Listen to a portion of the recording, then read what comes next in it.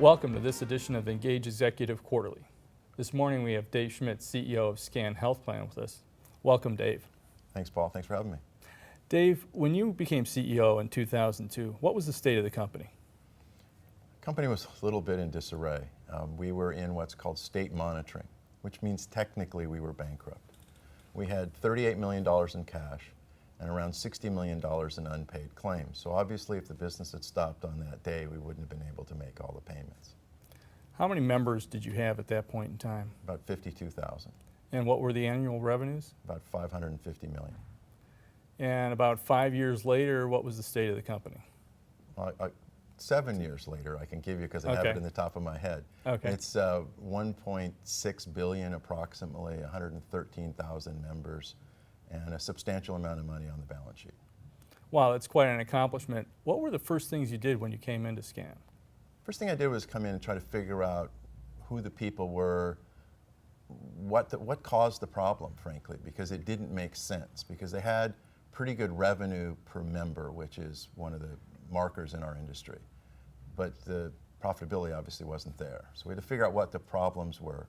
And most importantly, I focused on the people, because they needed to know, were there good people there? Were they all bad people? What caused this, and then how do we fix it? So you were looking at the talent in the organization. How did you find out what kind of talent you had? Frankly, went around and talked to pretty much all of the people, both from the senior level people as well as people answering the phones, people paying the claims. Just tried to get to know the organization, get a feel for the organization, try to understand what was going on. Speaking of answering the phones, at that time I think they were going to put in an automated phone system, and what occurred then? Well, they thought about putting in an automated phone system, we'll put it that way.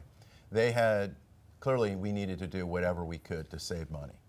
And they were looking at the push buttons when you answer like most every other industry in the United States have. And we decided that was the wrong thing to do. I would prefer it to never happen in any business that I do business with, but in our case, since our customers are seniors, the fact that there was someone there to answer the phone in a warm tone that understood them, understood what their job was, meaning our people, it's one of the key things I think that's been driving our success and continues to drive our success even today.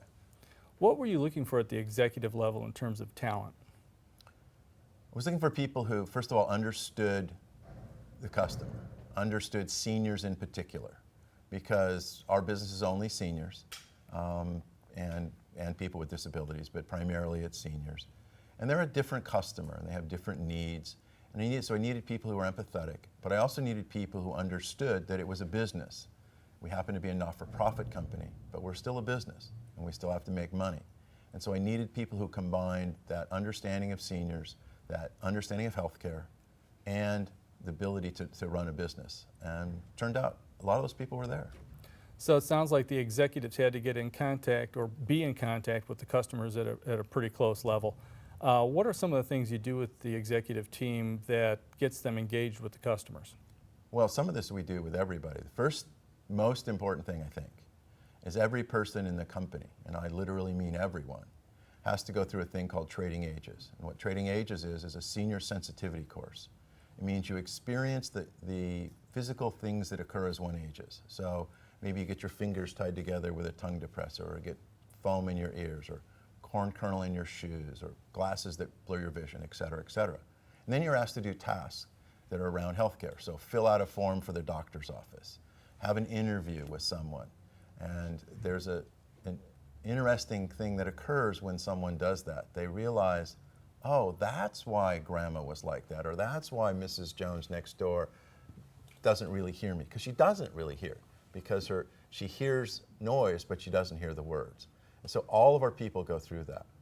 Another thing we do with the senior team is we force them to go out on what's called a ride-along, since most of our sales occur across a table like this in someone's home. We make the senior executives go and ride along with a sales call so they can see that. We make them go down to member services and listen in. We don't ask them to answer the phones because, frankly, they don't know all the answers. But we want them to listen to the calls and understand how we serve our customers. And we do some other things that are kind of unique. Our company uniquely, I believe, actually, certainly in our market, has what we call member straight talk. So every fall, when there's an open enrollment period, that's when people get to choose their new health plan. We put on events in the community for our members, and we touch as many as 7% of the members over 20 to 30 events spread from, well, now from Northern California all the way to the Mexican border. But we ask our employees, both senior executives as well as all the employees, particularly the non-customer facing ones, to go out and staff these events. And there's anywhere from 150 to 500 seniors that come to a hotel ballroom or a country club, whatever. And they come in and we talk, they give them a little meal, and then we talk to them about their new benefits and what's going on in healthcare and about our company, and then we answer their questions. And this gives our senior executives and our employees a chance to experience the customer, because we don't really get to do that, because we don't provide direct care. We contract with other folks to give the care. So they're not there in that moment, except for the nurses and member service folks. But you know, that's what, 25% of the employees. So it also sounds like, though, you actually deliver on what you promise on the front end. It's not just go out and get an enrollment and get the person on board in your program. It's what you do afterwards that seems to be more critical in your organization. Well, I'm a very strong believer that a brand is not saying you're going to do something and then doing it later. It's doing it and then saying you're going to do it. In looking at a lead by example, you return phone calls and emails pretty promptly. Yeah.